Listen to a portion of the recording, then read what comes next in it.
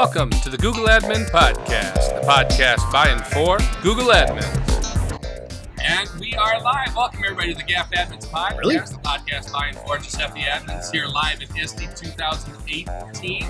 Coming to you from the GoGuardian Booth. My name is Lance Lennon. I'm the Technology Director from the Eagle Grove Community School District in Eagle Grove, Iowa. My name is Chad Frericks. I'm the Director of Technology at Adel DeSoto Minburn Schools, just west of Des Moines, Iowa. And I am Carl Hare, Technology Director for Ames Community Schools in Ames, Iowa, home of the Iowa State Cyclones. Go State! All right, we just had a fan come up who lives in Michigan and went to the University of Iowa. No. She went to the Community College of Eastern Iowa. Yes, okay. So, the Community College of Eastern Iowa. So we are live from ISTE. There is going to be quite a bit of background noise. We're trying to talk as loud as we can, as close as we can to our mics. We are not live. This will be broadcast, or we'll do a little editing and put it out later. The Wi-Fi is slightly saturated here. And right now my other camera is not showing up so good, but that's okay. Don't worry. You're just making too much out. Chad's looking at stuff, and I don't want him to look at it. So, anyway, if the background noise, again, we can't take any questions, but we'll talk to you. Basically, we're going to talk about things we've seen here at ISTE. We can maybe tweet. In Chicago this year. Oh, go ahead and tweet. Put it out there. They can tweet at us. Talk to us at tweets. Do you have the account?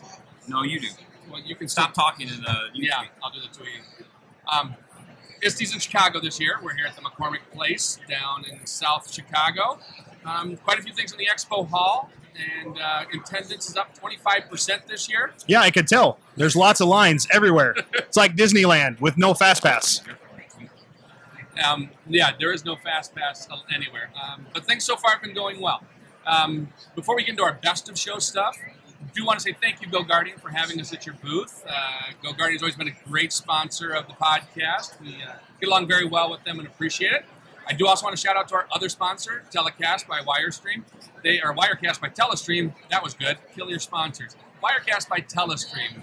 You know, for those of you that want to do this type of telecasting out there, live to YouTube, live to Hangouts, it's a great tool. It is so easy that even I can use it. So, very nice. So, let's start. Carl, not best of show, but just something you've seen at the show that's not your best of show. We'll save that to the end. I saw myself, actually. So we all get bags of stuff when you go to a conference, and my traditional move when I get my bag of stuff is throw away all the paper and get my name badge and move on.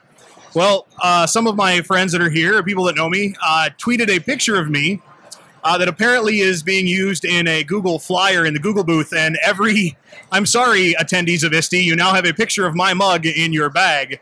And it's actually kind of cool, not because they use me, but because it's from my district. So Google came. It's also kind of cool because it's you. It's okay. I did take a selfie. I would be like, yeah. I did take a selfie with my selfie earlier today. But Google actually came to Ames Community Schools back before Christmas break, and did a really, really great set of photos and articles about what we're doing in our district. And they visited elementary school and middle school classrooms, looking at how we're using the next-gen Chromebooks and Android apps on Chrome. It was just really, really cool. And part of that, they did some PR stuff just about Ames. But one of the things you do when you sign off for a visit is they'll use those images for PR materials down the road. So there's a number of pictures of Ames students and Ames staff in the Google booth this year. So that was really kind of cool. Really had nothing to do with ISTE at all, but it was kind of neat for my sort of PR. Definitely very cool. Awesome. Chad, not your best of show again, but something cool you've seen here at ISTE. And it can be that it was Carl and I's workshop that is one of the cool things that you totally crashed. I do enjoy going to heckle my fellow podcasters here during their sessions. No, they do a good job, and I try to pipe up at different times when Lance is wrong with additional information. No, because then he'd be piping up the entire show. Yeah. You know, I preempted one of Lance's jokes in his first session, and I crashed. So I do things like that for you. Something cool I've seen. Let's see.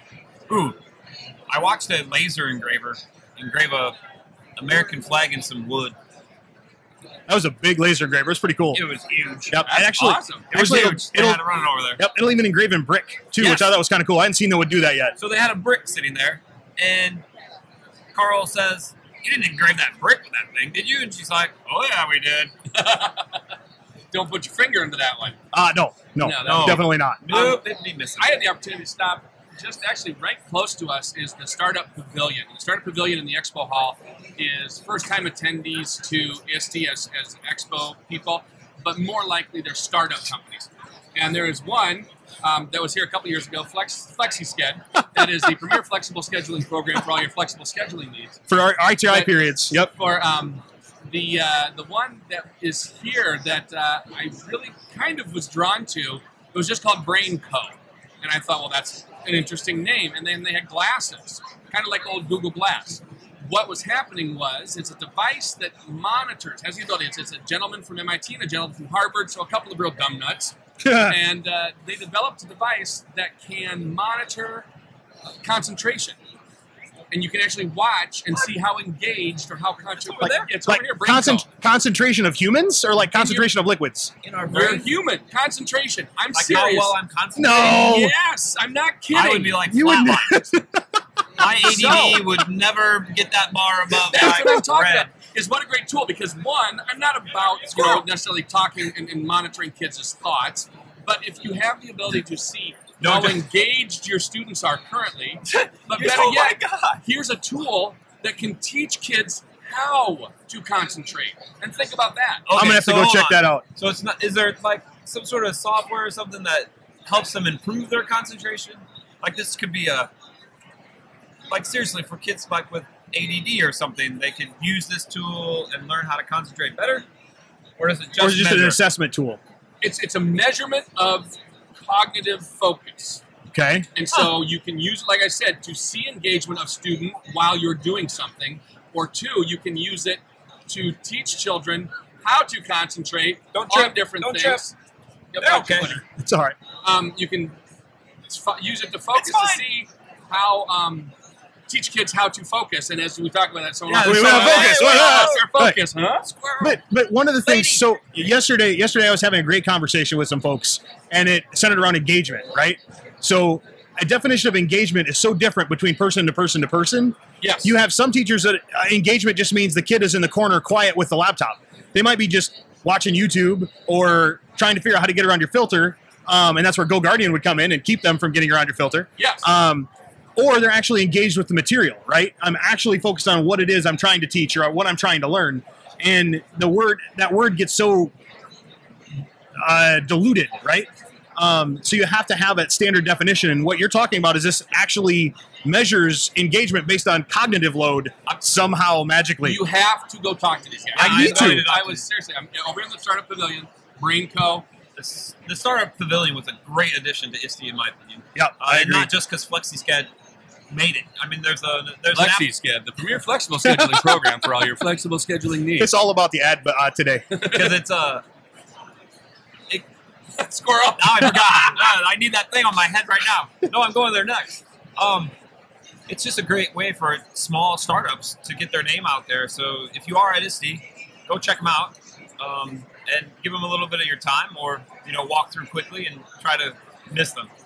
Whatever you want to do there, but So there is one some thing good cool stuff in there. that Carl has said before and others have said, and I really agree with, the concept of ISTE is it's like drinking from a fire hose. You have so much. This Expo Hall is so big, so noisy. There's so much going on. I mean, as you notice, people walk right by as we're recording, but that's what it is. This is an Expo Hall, and I don't know the exact number of vendors here, but you can have everything from software, hardware, anywhere type stuff that if you can't find something to draw your attention here, then I think you're living and need to live under a rock. I don't know why you're pointing again. Squirrel. Yeah, That's he doesn't want to okay. trip We him. said we want it to be. It happens. I don't want him to trip. Natural. Oh, We yeah, were minus the gappers. Date. So yeah, I really think, again, be it between sessions, Expo Hall, or just talking to people between or at the social events, ISTE is a great chance to really learn new things. But it is drinking from that fire hose. There can't be too much, and you can become overwhelmed. One of the ways I've tried to figure out how to manage ISTE, right, is I refuse to stand in line and give up an hour of time just to see a session I might not get into, right? Yep. So for me, it's the vendor hall, but it's also poster sessions. I absolutely love poster sessions, going out and visiting with folks, and you get to talk to kids that are actually doing things, teachers that are doing things. They're not trying to sell you anything. It's genuine. This really worked for me. This didn't. This is what we liked. And so for me, I think I could come and just go to poster sessions and have it been worth my trip. And in fact, one of the things I'm going to talk about later actually comes from a lot of the stuff I saw at poster sessions. All right. So it's kind of creeping me out a little bit. So we're broadcasting from the GoGuardian booth, and they like all took a break and are sitting right off camera over there and just sort of staring at us. But that's okay. See if we can get a picture here. At least someone's watching live, right? Yep. Even if it is just the people that have been given my a break. little USB webcam, the one we like to use for the audience view, is not working not real well. HD. No, it is HD, but it's not. I know, but working as HD. No, it's not. No, it's not. No, I'm So not going to go live with that shot. 760 No. by 480. And I am Alrighty. still trying to get Monster Energy Drink to sponsor our Sponsor? That would be great. show. So They one of the get things word. that I picked up, it's not best in show, but it's really kind of cool for me. So I know you guys know, but my master's work was on virtual reality. So it was virtual field trips in social studies education. And that was 2002 when I did that research. And there wasn't a lot of options, and defining it as virtual reality at that time would be a gigantic stretch because you were still clicking around and it was not immersive, it was nothing. And now I saw poster sessions where kids are creating virtual field trips now. You have Google's new expeditions where you can make your own expeditions, your own tool builders and this sort of stuff with just clicks. We went, Chad, you and I went, ooh, they proved me right. We went to the Ricoh's Theta booth, and it is the Theta V, Yes, Okay. Mr. not the Lennon, Theta 5. V. It's Right, a Theta that's what I was V. asking. I didn't know. And so now Theta V. where we had to use the old QuickTime VR where we took pictures every 5 degrees, then stitched them together, and it was a gigantic, huge leap. And now you can do it with one click. And seeing what can happen now, I would love to actually revisit my research, and because we're 16 years later, to see if what I found then holds true now, or how much better it is that the kids can create the content as opposed to just experience the content. Yeah. That to me has just been so stinking cool. So AR VR has been my focus for this ISTE, and all my workshops Saturday and Sunday were about AR VR stuff. There are so many tools out there now that didn't exist a year ago that should help kids create this cool immersive technology on their own. So it's not just a publishing media anymore for teachers to put stuff out there or companies. The kids can do this stuff now with easy to use tools, and it keeps getting easier. And I'm excited to see where this is going to go. It, to me, has tremendous application in education and everything. Well, one of the big focuses for me was on the equity of it, right? So our budgets suck in education, and our legislators keep taking more money away, so they suck more. And the ability to take your kids anywhere, and I work for a pretty affluent school district, right? We have a lot of privilege going on in Ames Community Schools, and so we can still take some field trips, but we can't take our kids to the ocean.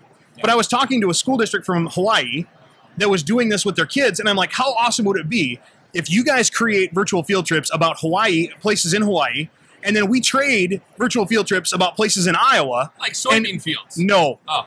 Corn like farms? our university. Oh, but anyway, okay. but so that we can learn from each other, right? So I don't think there's a really good clearinghouse yet to bring these all together and then tag them, and I want to learn about this or I want to learn about this. We could take this community, right? And we could take these kids that don't have the ability, they don't have the access, they're not part of a privileged group that can visit all of these different places. We could bring it to them. Yeah. I mean, there was one poster up there that talked about how their EL kids had a 26% increase in their ELA scores just from using virtual field trips, and it wasn't even crazy ones that they built. It was the cheapo ones that came with Viewmaster, and then some of the cool expedition ones. But that's all they did, and they started it every day. Their bell ringer was to actually go somewhere and then tell their friends about it. It was awesome. It was a really stinking cool way to do it. That was really nice. So all in a poster session. All in a poster session. And again, so types of things you can see at ISTE. Here in the Expo Hall, and again, a lot of the booths here, especially in the Expo Hall, and a lot of the sessions are very focused on classroom instructors, and this really kind of is the conference for those people, the integration people. And on the IT side, you really have to look and find those booths and those sessions that fit into your needs. One thing this year that I was really happy to see is, in addition to the Google booth, is they brought their Google Cloud Platform people and their app development people here, so that on the IT side, we now have, the nerds can go talk to people also. So as we went through the show, we were looking for what we thought was best in show, or what we want to say is best in show at ISTE, and that's what we're going to spend the next section of the podcast talking about. So I know mine. Mine is overall, I was hands down right away best in show, but I want to save that one as a teaser, because I really do think that is one that's just going to almost be, it was to be mind-blowing. Mine is probably more easily blown than some people's, but I do think it's going to be mind-blowing. He was very excited. It's a game changer for me. And almost didn't give it back to the vendor. Literally almost ran off. I need to go see this. I haven't gotten to their booth yet. Oh. I need to get down there. Not the booth, the thing that Lance almost stole that we'll tell you about later. All right. So who would like to start with their best in show? I can go first. Oh, before I apologize. Phil isn't with us, in case you hadn't noticed. We totally forgot to mention that Phil was. But he usually doesn't talk anyway, so how would you know? There will be no Phil today. So no Phil today, and even though Peter says he needs more Phil, there will be no Phil. No Phil for you. No Phil today.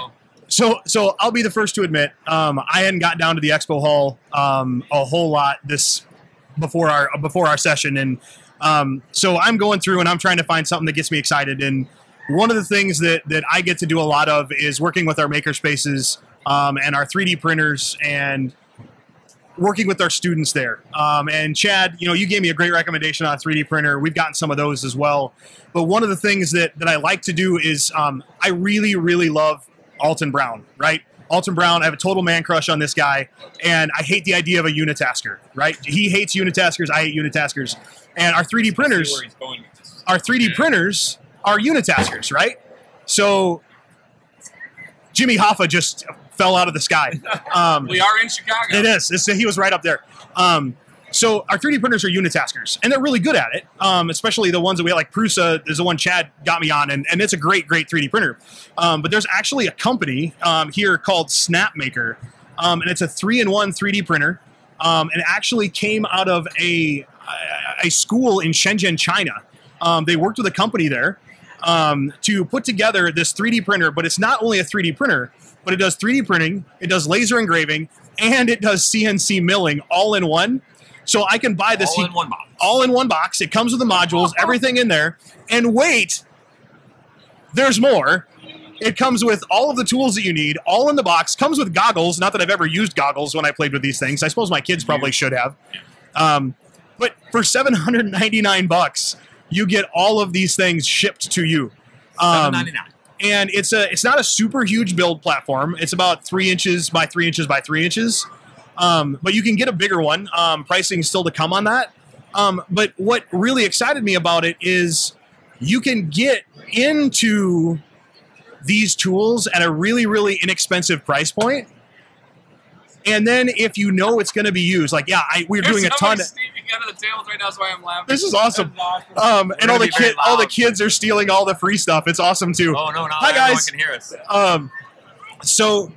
But if you get into it, and I got a 3x3 CNC lathe that I'm using, or CNC mill. We need to get a bigger one, but you need to have a reason to go out and spend how many thousands of dollars for like that laser engraver we saw. That was a whole lot of zeros, but really cool. But if you wanted to get into it early on, a tool like this 3-in-1 3D printer from Snapmaker would give you all of those for a really, really inexpensive price point right out of the gate. It even comes with some filament and the extruder. And I know, right? I was really jacked up about it. More. I was jacked up about it, right? So you can control the temperature on the extruder to try a number of different filaments from ABS, PLA. And he even said it would be worth trying because you could get it up significantly hot enough to use some of the infused filament with the metal infused or the cork infused or some of the other different infused. There's for crying out loud, carbon fiber infused filament that you can use too. Now it's from a different company, but it's universal, right? You just need to get the temperature and you need to have the right diameter on the filament. So that's for me right now. That's definitely the leader for best in show down here in the Expo Hall is a Snapmaker 3-in-1. Pretty darn cool. So that's a good one. That is a good one. I like that one. Who's next? You're next. We'll make Lance go last. Okay, so Google has made some really cool announcements just recently about EDU stuff. That's sort of what they do at ISTE, right? So some really cool things coming out. You can check out the Google blog, but I'm going to stay nerdy for the classroom stuff. You know, lockdown forms when it's in quiz mode, things like that. Only supported on Chrome, managed Chrome devices. Yep. The lockdown forms. But they also released some nerdy stuff, and it has me pretty excited. Yeah. So, App Maker has dropped Yay! to EDU domains, and that is sweet. I started playing with it today, so there are some caveats. So the App Maker piece is free, but it's database driven for most. I mean, for any app that's going to do anything, you need data driving it, right? So the database is not free. So it's easy to hook up to GCP SQL instance and run it there, but there's a fee. But you can also hook up a JDBC connection to your own database on site or in the cloud somewhere else. So there is a little bit of a caveat there. So free, but not quite free if you're going to do anything cool. Free like a puppy free. Right, yes. Free like a... But still, the opportunity now to build custom apps and to do those workflows that we're relying on all kinds of third-party and cogging together or script writing that you're going to get the ability to do now. Right. So that is actually very powerful. It is. So all those, you know, immense workflows that we previously had to cobble sheet after sheet together with forms and add-ons to make it all work magically in app script, you should all be able to build into a single app. Oh. Yeah. Oh. See, Carl's light bulb just turned on. Did you see that? Ding! Because I should have animations. Hey, you do it in post. They do it in post. No, then you gotta get those photo props. Just pop right. up. Oh, yeah. Yep. So Carl's light bulb just came on. I'm not sure. So have you played with it enough to know? Can you get the app to talk to like camera or microphone inputs and stuff like that? I haven't got that far. I got stuck on the database part because I didn't have a GCP instance with a database in my domain. So I was working on getting it connected to an existing database, and that's as far as I got because I played with it for like 10 minutes. Because if you could connect it to a webcam, you could take our Chromebook or laptop check-in process and have it all be done right through an app. I don't have to have custom spreadsheets and all this stuff on the back end. I can just load it onto a mobile device, take a picture. Down. I'm scratching my head. It's gonna keep my light going. I'm gonna have to look at that later. That's a rabbit hole. That's a rabbit hole. It's not for the faint of heart. It is an immense tool with lots of clicky buttons and pretty things to see. And you have to, but they do offer tutorials and step-by-step guides. So that take you through all those tutorials. So it is something that I'm going to effort more now that it's out, so I can actually show people. We did have it. I did play with it earlier when it was on pre-release to certain domains. So on our SCT domain, I had it earlier. But now that it's a real deal, I'm going to learn up on that. Yeah, if you really wanted to learn up on App Maker, is there anything you can attend, Carl? Amplified IT actually has a App Maker University. The first cadre has already started, actually. I've signed up myself and another person from our community or from our district to go through. It's like 15 hours of nearly one-to-one or one-to-small group instruction, and then we have access to some programmers on the back end to help us out. I mean, like you said, Chad, it's pretty heavy, but the entry point isn't terrible. No. It's really kind of easy to get started, but then you can go completely down a rabbit hole because it's a super powerful tool. Absolutely. Yep. You can get started with basic apps right away from their tutorials. But once you start digging in, I clicked a lot of the buttons, and there is a lot of stuff there. And it looks pretty awesome.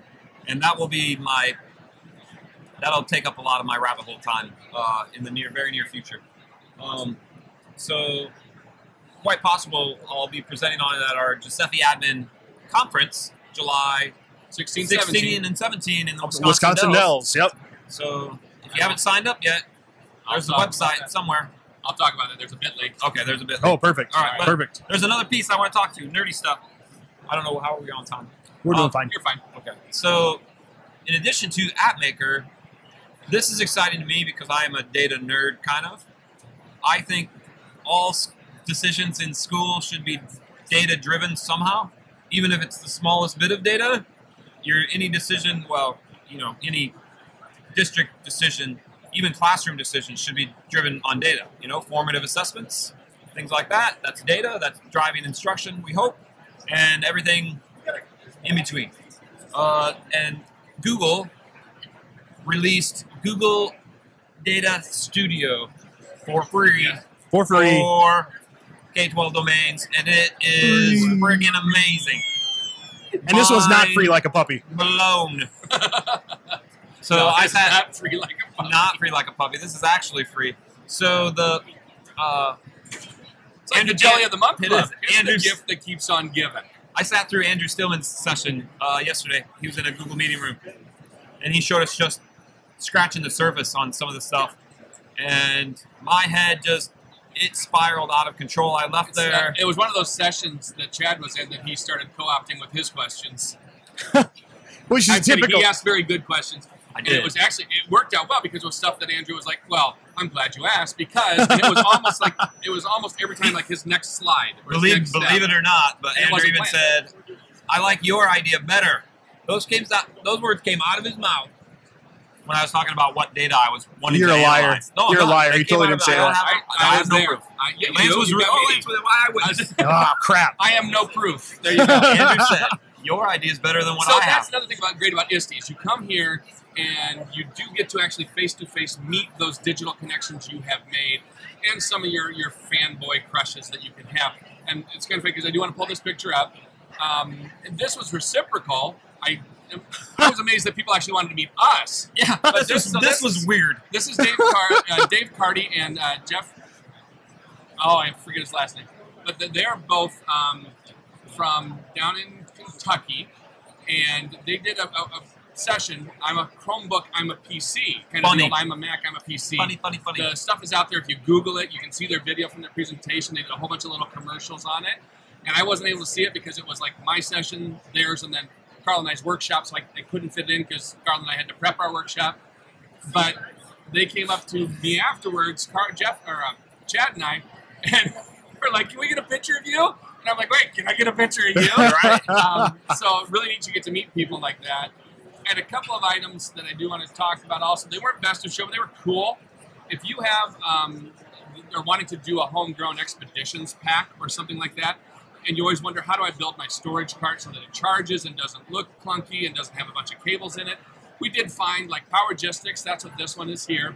They did come out with this is a phone charger case, and it's 8, 16, and you can stack them. But it's designed specifically for phone devices or for the smaller devices. My immediate idea was for a Google Expeditions pack, Right. with the small handhelds that you put in the headsets. So if you're doing like build your own type, now you have a charging station for them. And then I saw one that one-upped them. This one happens to be a tablet one, but they also did the same thing with their. They have one for handheld device or smaller devices, phone-type devices, I guess. This is lock and charge, and it actually will close and lock. But what's cool is you see the lights on the right-hand side in the picture right there. You will see one, is there something attached inside the cabinet and it locks and keeps it in? And two, if the light is on, it's attached to the power, and then it tells you red is charging, green is fully charged. Oh, Again, nice. I don't think these are cheap items, No. but they're neat. No, they and are as an IT person, this is the kind of stuff I'm looking at. Right, and there are other vendors out there too that Belkin has one in their booth here where they're wall mounted, right? Yep. So it's a 1-to-1, and so we're in the process of building a brand new high school. We're going to put like no lockers in our new high school, very very few lockers, almost none. And Is so it having a place, drawing, you have to do a lottery to get a locker. if you could reserve one if you Quarters, want. you got to put a quarter in and get the key. you can reserve one if you want, but most of the kids, we surveyed them, they don't need them. They carry their bags, they get to use their phones in class. What do you need a locker for? Our kids don't wear coats. It's not like it's Iowa or anything. But having a place to charge their device, and they have a little pin pad. It's like at a bus station, right? Yes. You get a little pin pad, throw your device in there, it'll charge it, lock it up. You can go to lunch, you go to PE, go to whatever. So we might put some of those in our media center, out in maybe in the cafeteria area, or outside the gymnasiums. That's cool stuff that's starting to come out as schools are being redesigned around a more 21st century designed rather than building. My century-old high school that has 1 or 2 outlets in a room. Right. Oh, right. Okay. Yeah. And if you think how much square footage of your building is devoted to big metal boxes that kids never use, is ridiculous, right? So why have them? It's awesome. I'm glad we're starting to see that. All right. So I am going to go to my best of show. And what I told you was, I am not kidding you when I say this was something that blew my mind. Now, we have spoken before here about GoBox. And GoBox Chrome is a enrollment device. It's like the white glove that you don't need white glove service for. And it's a device that will allow you to auto-enroll up to 16 Chromebooks at a time. It is, you go in, web-based GUI that you go in and you program your enrollment process. You can store multiple enrollment processes in there so that if you have different enrollment names you use because you have it go direct to an OU based upon enrollment credentials, you can store multiple of them in there. And the neat thing about it is it's stored locally. It has an external power supply. So I always ask them, I said, is there a possibility that you can have the all-in-one device that allows me to restore a Chrome operating system and then auto-magically do the enroll? Having that external power supply, a normal keylogger being just a USB, as soon as I reboot the power, it restarts the keystroke reminder process, so you have a limit to what you can do. With the external power and the onboard memory, they could build this. Well, ladies and gentlemen, this is in beta. Drum roll, please! That was a terrible drum roll. That I just pulled the image up, and this is to scale. It's in his hand. If you have a GoBox Chrome, this is an external part that you add to it. And what you'll be able to do is, once this goes into production, is you can store up to 8 operating systems for 8 different devices. Chrome operating systems. Chrome operating systems, pardon me, for 8 different models, or one model, 8 versions of Chrome, or any combination of those two. And then auto-magically enroll also with the Chromebox. So this is the all-in-one. Cool. That's so cool. To me, that's why this is a game changer, because it's something that's going to make my job so much easier if I have to. Now, no, you don't always have to put on a new operating system. But think of a circumstance where state testing comes out and it says don't go to 65 and you're already on 66. This is that silver bullet. Yep. This is going to make life easier for you. Even if you have to use this onesie, twosie throughout the year, it's still going to be easier, and you have this just in case. And that's, to me, that's where this device draws. And I told them, I said, this is your Lotus 1, 2, 3. And they looked at me. And I said, that's the killer app. That's the killer app. He couldn't come up with a Lotus better analogy. Except that is the analogy. That is the proper use of that analogy. It totally is. And it would land with nerds that are a little bit more elderly and have less hair. And the one guy in the booth that was of that age, not elderly, but he got the joke. The engineers that built this thing looked at Lance like, what are you talking about? What's Lotus? No, the one guy that got it. He did. So that was my best of show moment. And it was like that device that, and again, I've been talking to them about this for a couple of years and asked them about it. And to be able to hold it in my hand, I literally felt like I was going to run away with that. We're going to have to go over there when we're done. I haven't seen it yet. I need to see the unicorn. I'm not kidding when I thought Lance was going to take this thing with it. He had like an iron grip. I wanted to hold it. He wouldn't give it to me. He wouldn't give it to me. So. A brief addendum to our podcast. GoBox Chrome has asked that we mention the additional piece, the one that allows the automatic re-imaging and enrollment, will not be made available in time for your summer projects. While it is scheduled for a 2018 release, it is probably going to be a fourth quarter 2018 release. The original GoBox Chrome is available and ready to ship, so please consider that for all of your imaging needs. Again, I can't say enough here. So thank you, GoGuardian, for allowing us to be at your booth. Oh, absolutely. We did start a little late here. The Wi-Fi issues. You're in a conference with 25,000 probably 20,000 people, 5,000, 6,000 vendors. everybody's on Wi-Fi. Everybody doesn't like the Wi-Fi, so they open up their hotspot. The bandwidth is saturated. It is congested as heck, but we have the ambient noise. But it's a great conference. I love coming. I love seeing the people. I love meeting up with old friends and making new ones. So, Yep. Yeah, it's just where it's at. Yep. Definitely thanks to GoGuardian for letting us take over. That's for sure. Yeah, we co-opted their booth. Pretty much. Our external camera was working right also, where I can show you the webcam to see exactly how they are sitting over here out of their booth having a nice break. And they still have people come up and look at us and want to know about GoGuardian. So there are some people not on break. There's some working back here. Behind us. Yeah. But they've given up sales opportunities for us, and that is nice. But great company, great people. Thank you very much. And to Peter, you were right about the Wi-Fi, but I think you're wrong about the noise. So, okay. Anything else for the good of the cause? That's what I got, man. Well, we got time. Yeah, we're way short, aren't we? We don't have to go long every time, Chad. It's just sort of that's what we do. This is true. This is true. I'm not even sure. No, I mean, if you've never been to ISTE, describing the vendor hall is hard to do. I wish we had a better camera or a little bit of B-roll. We could just walk you through like a time lapse of the vendor hall because it is immense. There is so much to see here and so many tools. If you haven't come to ISTE and you do, you have to come with a focus because otherwise there are so many little rabbit holes you can go down that you'll never come back out of the burrow. It's just, it's immense and it spreads off, like Carl mentioned before, all aspects of education, K-12 usually. There is some university level stuff too. So. Yep. Even some universities here. Yes, I mean, absolutely. even vendors says universities. Yep. And it's international too. It is. There's vendors from.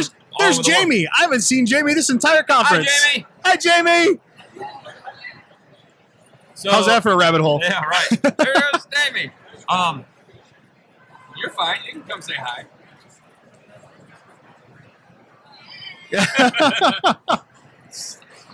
So, where was I going with that? Yeah, so international. There's rabbit international hole. vendors as well. We just talked to a 3D printer company that was somewhere in the Far East. Even their manual was like translated really amazing. Yes.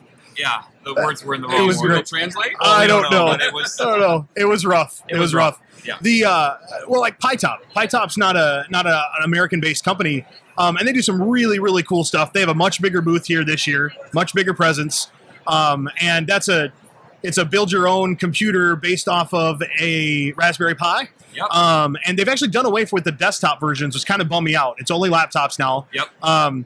But you build it. There's coding tools on there, and you can learn to code using the block-based coding, or you can actually write the code. And actually, for their games, if you write the code, you earn more points than if you do the block. So you're actually rewarded for doing it the harder way. But that's a great company that ISTE and the Expo Hall here gives an opportunity to reach vendors that I would have never heard of PyTop had I not come to ISTE last year. And one of the things I am seeing is there's so many vendors and sessions about getting coding in the classroom. And that is so unbelievably exciting to a guy like me because I think everyone should code something at some point in their life. It should be a graduation requirement for elementary school and middle school and high school.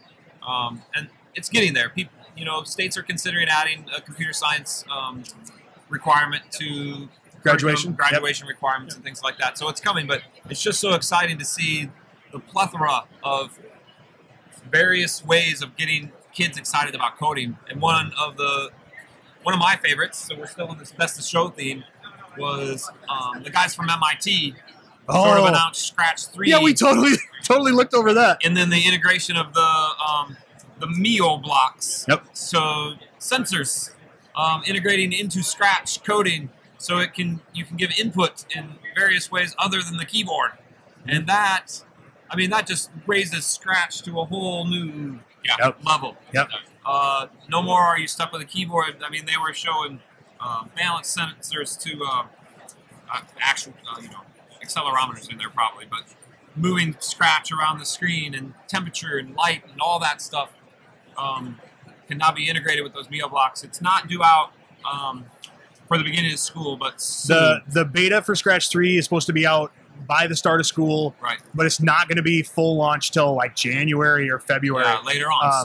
Later on in 19. Perfect early time 19. for teachers to prep for next year, and then write grants for the Mio blocks to get that stuff integrated in the classroom, because that is an awesome tool. And the Scratch part is free. We did have some Twitter questions. Okay. Oh, cool. So Dave Carty, he says, do y'all see? Remember, he's from the South. Oh, y'all. Do y'all see value in adding a hierarchy in the admin council? And that way I can give our 6 schools access to the council for changing, our 60 schools access to the council for changing some settings and lock settings, like no guest, forced re-enrollment. Right now we're relying on heavy training in the honor system. Oh. And I guess what I would say to that is, I would do custom admin roles. Yes, custom admin roles. Absolutely. Maybe that's what he meant by hierarchy. Well, you that wouldn't work unless you had the buildings divided out, because your custom admin roles you have to assign to a specific OU. So if I had building 1 through building 60 in my OUs, like they're there, then I can say, all right, you 2 knuckleheads have access to do these things, but only for this OU. I'm not sure. These two down here, you get access to do a different OU. So they got these 2, and we got knuckleheads. Yeah, that's all right. They're nicer to me than you guys are. They are nice. They're from the South. They have good manners. You can delegate admin roles to all kinds of people as long as you have your OU structure set up. And that OU structure is definitely the key to making that work. All right. So custom admin roles if your OU structure is set up. Otherwise, I understand now what you're saying about the hierarchy.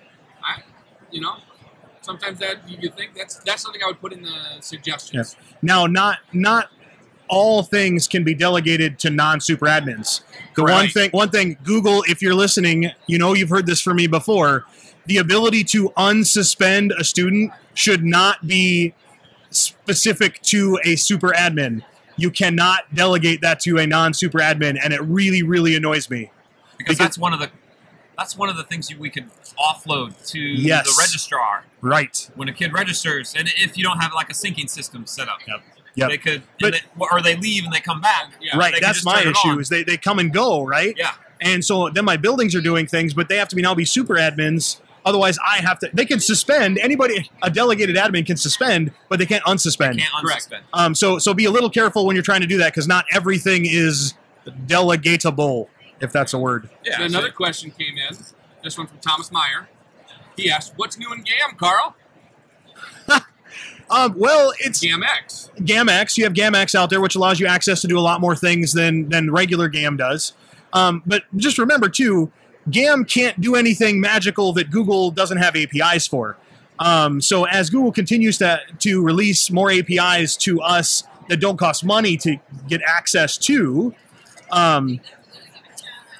they then get put into GAM. So some of the things... Leverage. GAM, and it's about as soon as the API is open. Correct. Yep. GAM leverage. One of the things that's not terribly new, but it's something I'm going to leverage next year with GAM is starting to fill out the directory more. Putting our employee ID numbers in the directory, our employee email addresses, building locations, and that sort of stuff.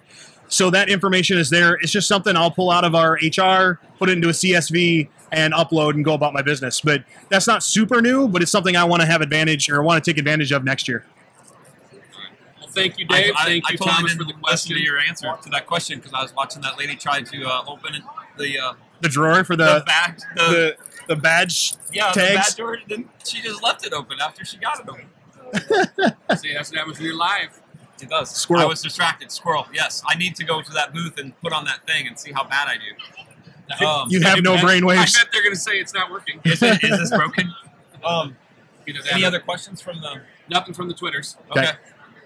But again, if they're not watching live, it's not like we can ask them to submit. Yeah, right. You're right. Yeah. All right. So a couple things to remember. Shot in the dark, and we got 2. That's more questions than we usually have. No kidding. We usually get 1. Do want to send a reminder. The Google for Education Administrators Conference.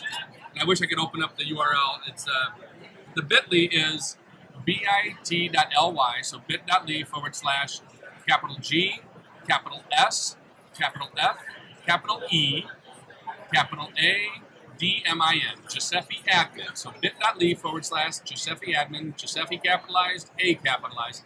That'll take you to the conference website.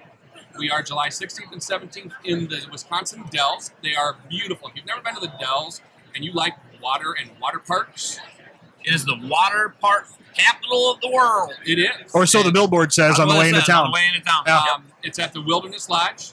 Great hotel, great water parks there, good food all around. Especially if you like fried foods. Cheese curds. Cheese curds. Cheese curds. Yeah. Cheese curds. Gotta have cheese curds. Cheese curds and good beer. That's a good place to go. Somehow lactose intolerant. And that'd be Carl, sad. Chad, Lance, Joe, and Cyrus Mystery is going to do. He's going to hang out with us. He's not going to be there. He couldn't be there, but he is going He to do wanted a to be Google there. hangout He on said he giant wanted to. screens. That's good. Good. I'll take it. But he is going to be on a big screen. Yes. So. And That's we are- awesome. Watch also in the community. We're going to post. I'll put a link out there for people that are attending the conference to preload questions for Cyrus, and he can answer them also. Yeah, so if you have questions about Chrome hardware or Chrome in general, Chrome software, Chrome software, watch for the community, and you can ask the guy from Google who's in charge of this sort of thing, Cyrus Mystery. We will ask them, and he will answer them at the conference. And Google has been so gracious to answer questions from us three knuckleheads and do hangouts with developers at all sorts of different departments and projects at Google. And Cyrus, I mean, we had him on the podcast, but what you don't know, if you just watch the podcast, is we got to talk to him a little bit before and after the podcast about some specific things. So I don't want to like give us a big head or inflate our egos in any way, but Lord knows we do. We know well ourselves. Yes. We don't need. We can be a conduit from you through us to Google's if you don't have another way. But always remember, real people read the feedback you put inside the app's feedback section. Real people, not bots. Well, pretty soon we won't be able to tell if it's a real person or AI. AI is going to be super good, but that's the one thing where Google has hit a home run. I mean, not to get on a super Google fest, but that's kind of what we do. They've hit a home run when it comes to education and listening to educators and taking input from educators. I mean, you think back to Google Classroom, right? Google Classroom got released initially to us, those that had access to some NDA stuff, and we said, no way, you can't wait to release this till September. Yeah, they it can't. September. We want to release it in September. We're like, no, it needs to be ready in August for the start of school. August. They're like, well, we'll see. You know what? Enough people said something, and Classroom was made available in August. Right. So appointment slots is another one. There's a bunch of developers at Google that really, really hate us because they probably had to work day and night to get Classroom out the door. And here's what you also got to remember, is they're doing it for free for education. Yes. This is not their bailiwick. It's not where they're making their money. To do that and listen, you got to, and I admit, I know. It's like the long con. They're in this to in the end have people using it in the business world where they would generate funds. I get that, but they are so responsive to education that it's impressive. I mean, I'm very impressed. Yes. Any company that listens to you and actually will, any company that listens to us. First off, that's a we're sales from pitch. Iowa, and there are districts in other states that are bigger than the entire student population of Iowa, and people that listen to us. That is impressive. GoGuardian, Google, GoBox. I talk to them. They have no reason to care what I think. None. Well, they almost don't. none. Yeah. I mean, truthfully. Yeah, we in your workshop, you're picking Chromebooks. I don't remember the real title. Selecting and deploying management. Yes. Or selecting and deploying Chromebooks. Yes. Yeah. Okay. So there was a district from Louisiana. That was not right either. No. There was a district from Louisiana in there that was getting ready to deploy 55,000 Chromebooks. And they were listening to these two talk about how to do that. Just because we do a small scale doesn't mean we don't know how to scale it up. Scale it up. Absolutely. We sort of know what we're talking about, but I mean, that's just awesome to me. So we appreciate your viewing and listening. Yeah. I don't know what word to use there. Your viewership. Your viewership and listening. Listening. We thank you for your comments. We thank you for and for actually wanting to meet us in person. That's Okay, so we had our first. That was right after your one, like admin 101 one. Oh, the account security one. Oh, account security one. Yeah, we had our first. I don't know, celebrity encounter. Yeah, fan. We had a fan. There was one fan. There's one fan. That wanted to take selfies with us. That was awesome.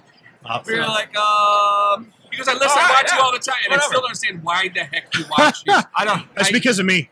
We still It's don't because of watch me. it because I know It must be Carl. Yeah, it's me. Yeah, It must be Carl. It's because I shaved. So, Yeah. No. so you notice we're rocking the GoGuardian t-shirts. Yep. GoGuardian, thank you for the t-shirts. Thanks for the space, thank you for the GoGuardian. space. They've been incredible.